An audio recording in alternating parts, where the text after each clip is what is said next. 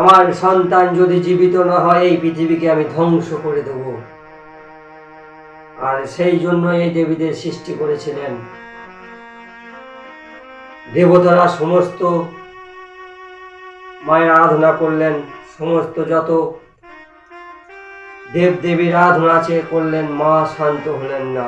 আর তখনই নারদ মুনি সেখানে এলেন, আর এসে বললেন, কিভাবে এই সন্তানের জীবন ফেরত পাওয়া যায়, এই জীবিত করা যায় সন্তানকে, সেটি ভাবুন।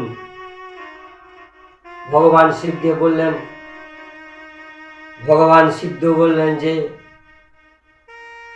এই সন্তানকে জীবিত করতে গেলে যেতে হবে এই উত্তর দিকে।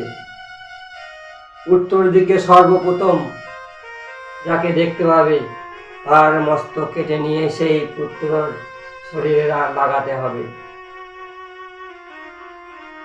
মা পার্বতী তো রেগে আছেন, কারণ বাড়ির মারা যদি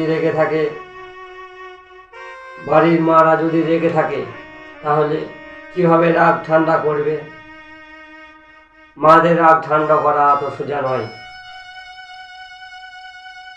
সেই মায়ের রাগ ঠান্ডা করার জন্য যেভাবে একটি শিশু মায়ের কাছে যায়, ধীরে ধীরে মায়ের রাগ ঠান্ডা হয়ে যায়, সেভাবেই মায়ের সঙ্গে আচরণ করতে হবে। কিভাবে?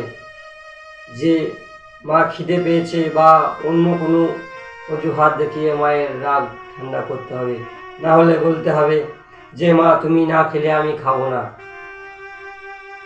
এখনকার ছেলেরা তো বলবে না, কারণ নিজের পেট ঠান্ডা, জগৎ ঠান্ডা। মাকে এভাবেই ঠান্ডা করতে হবে, মায়ের মন শান্ত করতে হবে। আর যখন ভগবান শিব বললেন উত্তর দিকে গেলেই এই পুত্র জীবিত হবে,